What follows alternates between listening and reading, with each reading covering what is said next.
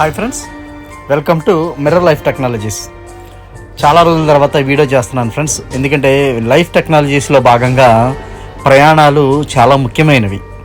అందులో మన ఫ్యామిలీతో చేసే లాంగ్ జర్నీస్ మెమరబుల్ అనమాట. మన జీవితాంతం గుర్తుండిపోయే ప్రయాణాలు. నిజంగా అలాగ జీవితాంతం గుర్తుపెట్టుకునే ప్రయాణంలో మనం సాగించాలంటే మన మైండ్ సెట్ ఎలా ఉండాలి, ఏ ప్రదేశాలని ఎలా ప్లాన్ చేసుకోవాలి, ఎంత జాయ్ఫుల్గా ప్రయాణాలని తక్కువ బడ్జెట్లో ఎక్కువ దూరం ప్రయాణించాలి అనే విషయాలు ఈ వీడియోలో మీకు నేను చాలా డీటెయిల్గా తెలియజేయబోతున్నాను ఫ్రెండ్స్. ఎందుకంటే ఈ వీడియో మాది తక్కువ జర్నీ కాదు. అవ్వడానికి 9 రోజులు అయినా సుమారు 7 రాష్ట్రాలు కవర్ చేసాం.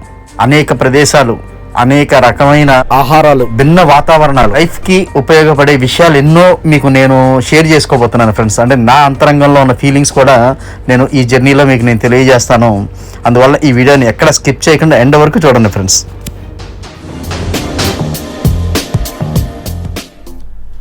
First day journey friends. ఇది ఉదయం 7 గంటలకు బయలుదేరాం.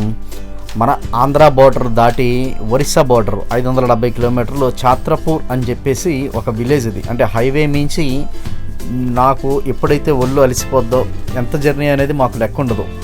అంటే మ్యాక్సిమం చీకటి పడిపోయింది 7 నుంచి 8 ఆ ప్రాంతాల్లో హైవే మించి ఛాత్రపూర్ అనే ఊరు కనబడింది. ఇంక ఈ ఊరిలో రూమ్ తీసుకున్నాం ఫ్రెండ్స్. ఇక్కడ మినిమం బడ్జెట్లో, అంటే ఇది ఒక 1000 రూపాయలు, వాళ్ళు 1300 చెప్పారు. ఒక 1000 రూపాయలు నాన్ ఏసీ రూమ్ మాట్లాడుకున్నాం. ఇంకా నైట్ అక్కడ స్టే చేసి సెకండ్ డే మార్నింగ్ 7కి నేను టీకి బయటకు వచ్చాను. ఒరిస్సా టీ, ఆంధ్ర దాటి ఒరిస్సా టీ తాగేసి నెక్స్ట్ భువనేశ్వర్ ప్లానింగ్ ఫ్రెండ్స్. ఇది 150 కిలోమీటర్లు అనమాట. మేము ఉన్న ఛాత్రపూర్కి 150 కిలోమీటర్లు. మధ్యాహ్నం 12 ఆ టైం కల్లా భువనేశ్వర్ లింగరాజా టెంపుల్ అనేది ఇక్కడ ఫేమస్. మా టూర్లో ఫస్ట్ విజిటింగ్ పాయింట్ అనమాట ఇది. ఇండియాలో మెయిన్ సిటీస్ తిరిగాను. నాకు మైసూర్ తర్వాత భువనేశ్వర్ సిటీ నాకు ఎందుకో చాలా డిసిప్లిన్గా కనబడింది ఫ్రెండ్స్. ఎందుకంటే ప్రతి ఒక్కరికి డబల్ హెల్మెట్, అంటే 2 వీలర్స్ డబల్ హెల్మెట్ వాడుతున్నారు. నాకు మైసూర్ తర్వాత కొద్దిగా నచ్చిన సిటీ ఇది. ఇది లింగరాజా ఆలయం ఎంట్రన్స్ ఫ్రెండ్స్. ఇది నిజంగా ఈ ఆలయానికి సంబంధించింది డిస్క్రిప్షన్లో నేను ఇస్తాను. చాలా పూర్వ వైభవం ఉంది, 11వ సెంచరీలో ఇది. హరప్ప నాగరికత ఇక్కడ ఉంది ఫ్రెండ్స్. ఇక్కడ నిజంగా మనం విజిట్ చేయాల్సిన ప్లేస్ ఇది. ఇక్కడ మేము 11 ఆ టైం కల్లా విజిట్ చేసాం. ఈ ఆలయం లోపల పెద్ద కోనేరు ఇక్కడ. ప్రముఖ శివాలయం ఫ్రెండ్స్.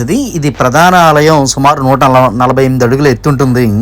నిజంగా దీని ఆర్కిటెక్చర్ కూడా చాలా బాగుంటుంది. ఈ కన్స్ట్రక్షన్, ఈ ప్రదేశం ఎన్నో ఎకరాల్లో ఉంటుంది. ఎన్నో ఆలయాలు ఉంటాయి ఇక్కడ, చిన్న చిన్న గోపురాలతో కూడుకున్నవి. ఇక దర్శనం అయిపోయిన తర్వాత ఆలయం ఎదురుగానే ఒక హోటల్ ఉంటే హోటల్లో ఫుడ్ ఆర్డర్ ఇచ్చాం ఫ్రెండ్స్. టిఫిన్లు అంటే ఎలా అన్నా కానిచ్చేస్తాం, కానీ భోజనాల దగ్గరికి వచ్చేసరికి మాత్రం చాలామంది కాంప్రమైజ్ అవ్వలేరు. మా మిస్సెస్ చూడండి ఎంత బెంగగా చూస్తుందో. ఎందుకంటే ఇక్కడ ఉండే రైస్ చాలా లావుగా ఉంటుంది. ఇక్కడ కూరలన్నీ కూడా వెరైటీగా మొలకలతో చేసిన కూరలు. నేనైతే ఫుల్ ఎంజాయ్ చేస్తూ తినేసాను. ఎందుకంటే హెల్త్కి సంబంధించింది నాకెందుకు ఒరిస్సాలో ఆ భోజనం నాకు బాగా నచ్చింది. ఇంకా అక్కడ నుంచి కొనార్క్ బయలుదేరాం ఫ్రెండ్స్. ఇది 67 కిలోమీటర్లు. ఎందుకంటే సన్ టెంపుల్ నిజంగా ఇది మార్కెట్ చాలా బాగుంది. టెంపుల్ ఎంట్రన్స్లో ఇక్కడ జీడిపప్పు చాలా ఎక్కువగా అమ్ముతున్నారు ఫ్రెండ్స్. బస్తాలు పెట్టేసి జీడిపప్పు, కొబ్బరి బొండాలు, అసలు ఇక్కడ తినడానికి స్నాక్స్ ఐటమ్స్ కానీ చాలా వండర్గా ఉంది. మార్కెట్ అయితే బాగా నచ్చింది మాకు. ఇది టెంపుల్ ఎంట్రన్స్ ఫ్రెండ్స్. నిజంగా మన హిస్టారికల్ ప్లేసులు, మన దేశం యొక్క గొప్పతనం, మన చారిత్రక వైభవం తెలియాలి. కోనార్క్ టెంపుల్ ఖచ్చితంగా విజిట్ చేయాలి ఫ్రెండ్స్. ఇది యునెస్కో గుర్తింపు పొందిన దేవాలయం. ఇది ప్రపంచ వారసత్వ సంపదల్లో ఒకటి. నిజంగా ఈ టెంపుల్ యొక్క నిర్మాణం, ఇక్కడ శిల్ప సంపద మిమ్మల్ని కట్టిపడేస్తుంది. నేనైతే చాలా ఆశ్చర్యపోయాను. ఇక్కడ బాగా ఎంజాయ్ చేసాం. మేము మ్యాక్సిమం ఒక 4 అవర్స్ ఇక్కడే స్పెండ్ చేసాం. చాలా మంచి అనుభూతి ఇచ్చింది ఫ్రెండ్స్. మన పూర్వ వైభవాన్ని పిల్లలతో పంచుకోవడం చాలా గొప్పగా ఉంటుంది ఫ్రెండ్స్. ఆ కన్స్ట్రక్షన్ చూసారా ఫ్రెండ్స్, అసలు మేమైతే చాలా బాగా ఎంజాయ్ చేసాం ఈ ప్రదేశాల్లో.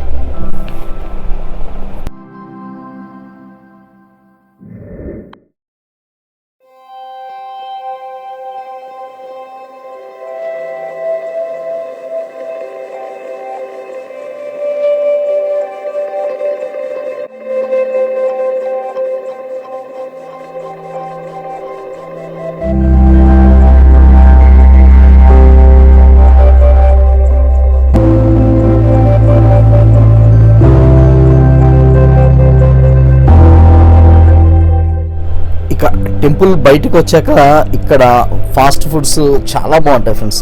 ఫాస్ట్ ఫుడ్స్ అంటే ఇక్కడ ఈ లోకల్గా స్థానికంగా లభించే ఈ ఫుడ్ మొక్కజొన్న పొత్తులతో చూశారు కదా, ఎన్ని రకాల ఐటమ్స్ కలిపి చేస్తున్నారు.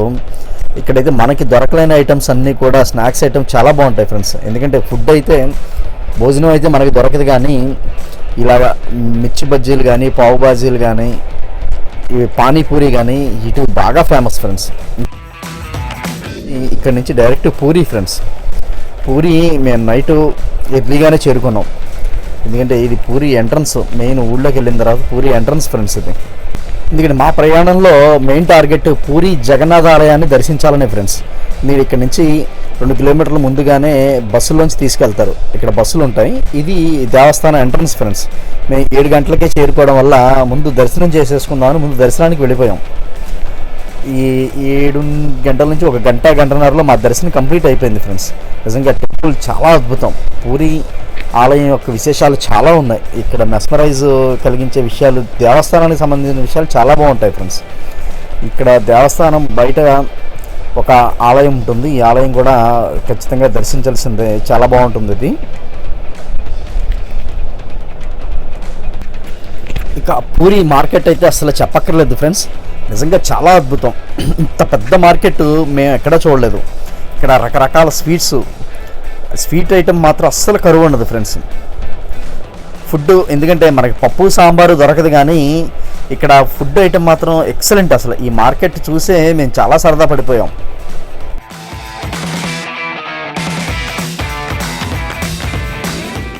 మేము ఇక్కడ రూమ్లో రెస్ట్ తీసుకుని ఉదయమే ఇంకా పూరి బీచ్కి బయలుదేరాం ఫ్రెండ్స్. పూరిలో ఖచ్చితంగా మీరు విజిట్ చేయాల్సింది బీచ్. మేము ఎన్నో బీచ్లు చూసాం, కానీ ఈ పూరి బీచ్ మాత్రం చాలా ప్రత్యేకం ఫ్రెండ్స్.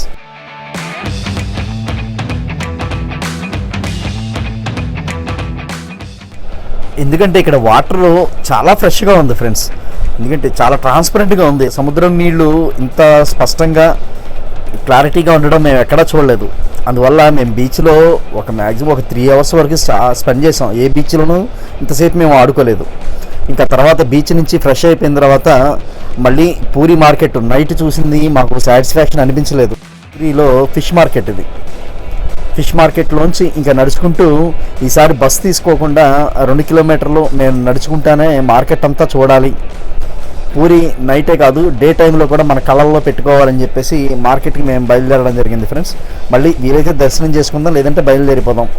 ఎందుకంటే మాది నెక్స్ట్ జర్నీ కోల్కతా ఫ్రెండ్స్. ఎందుకంటే మా జర్నీలో తీర్థయాత్రలు కొన్ని ఉంటాయి, విహారయాత్రలు కొన్ని ఉంటాయి ఫ్రెండ్స్. ఎందుకంటే నేను రెండింటిని బ్యాలెన్స్ చేసుకునేలాగా నేను జర్నీ ప్లాన్ చేసుకుంటాను. పిల్లలతో కలిసి మనం వెళ్ళేట్టయితే పూర్తిగా తీర్థయాత్రలు అంటే వాళ్ళకి బోరు కొట్టేస్తుంది. అందులో విహారయాత్రలు కూడా ఉంటేనే. మార్కెట్ ఇది వెజిటబుల్ మార్కెట్ ఫ్రెండ్స్. నిజంగా మార్కెట్ మాత్రం పూరిలో చాలా అద్భుతంగా ఉంటుంది. మీరు ఒక రోజు మొత్తం తిరిగినా మీకు టైంపాస్ అయిపోద్ది. నాకు ఎందుకో మార్కెట్లో తిరగడం అంటే చాలా సరదాగా ఉంటుంది. కొన్నే కొనకపోయినా ఆ ప్రదేశాల్లో దొరికే పంటలేంటి, కూరగాయలేంటి, ఫుడ్ ఏంటి, అక్కడ స్థానికంగా ఏ ఫుడ్ ఇష్టపడి తింటారు, ఎక్కువగా ఏ ఫుడ్ వెళ్ళొద్ది అనేది రీసెర్చ్ చేయడం మాకు ఎంతో సరదా.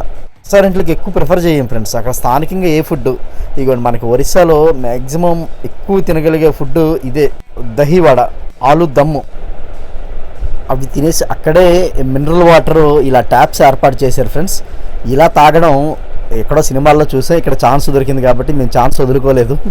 ఇది పూరి మేము ఇంకా రిటర్న్ జర్నీలో పూరిలో కార్ పార్కింగ్ ప్లేసుల్లో ఈ పెద్ద కోనేరు కనబడింది ఫ్రెండ్స్. ఇంకా ఇక్కడి నుంచి మా ప్రయాణం కోల్కతా, సుమారు 500 కిలోమీటర్లు. మళ్ళీ పూరి నుంచి కోల్కతా వెళ్ళాలంటే ఖచ్చితంగా మళ్ళీ భువనేశ్వర్ విజిట్ చేయాలి.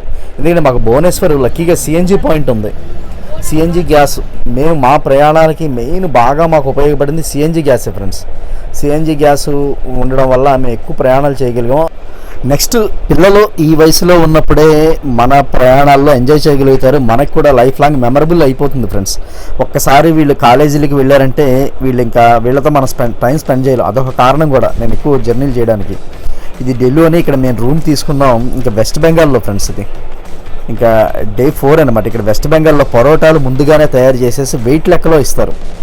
తూకాల ప్రకారం ఇక్కడ మనం పరోటాలు కొనుక్కుని తినాలి. ఇక్కడ ఉదయం టిఫిన్లో స్వీట్స్ కూడా కలిపి తింటారు ఫ్రెండ్స్. అది మనకి ఇబ్బందిగా ఉంటుంది, మన సైడ్ అసలు అలవాటు ఉండదు. ఇక మా ప్రయాణం ఇంకా 100 కిలోమీటర్లు, కోల్కతాకి ఇంకా 100 కిలోమీటర్లు చేరువలో ఉన్నాం. 2 days స్పెండ్ చేస్తాం ఫ్రెండ్స్. ఈ 2 days చాలా ప్రదేశాలను మేము కవర్ చేయగలిగాం. అక్కడి నుంచి అనుకోకుండా ఇంకా మా టూరు లాంగ్ జర్నీకి దారి తీసింది. అది ఎలాగా ఏంటి, ఇంకా లాంగ్ జర్నీలో ఏమేమి చూసాం అనేది నెక్స్ట్ వీడియోలో మీకు నేను తెలియజేస్తాను ఫ్రెండ్స్.